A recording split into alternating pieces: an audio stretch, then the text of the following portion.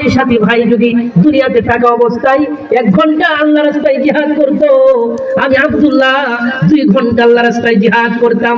আমার এই সাথী ভাই যদি দুনিয়াতে থাকা অবস্থায় 1 ঘন্টা কোরআন তেলাওয়াত করত, আমি আব্দুল্লাহ 2 ঘন্টা কোরআন তেলাওয়াত করতাম।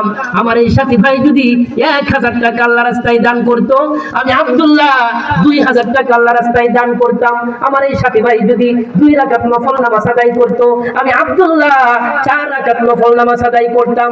কোনদিন আমার সাথী ভাইয়ের সাথে আমি হার মানতে রাজি ছিলাম না, কিন্তু রে সম্রাট, জীবনের শেষ বেলায় এসে, জীবনের শেষ প্রান্তে এসে আমি আমার সাথী ভাইয়ের সাথে হেরে গেলাম। আমার সাথী ভাই আমার আগে জান্নাতে পৌঁছে গিয়েছে, এই জন্য এই দুঃখে আমি কাঁদতেছি রে সম্রাট। ও সম্রাট, তুমি মনে করেছো আমি জীবনের মহব্বতে কাঁদতেছি? না না না না না, জীবনের মহব্বতে কাঁদতে না রে সম্রাট।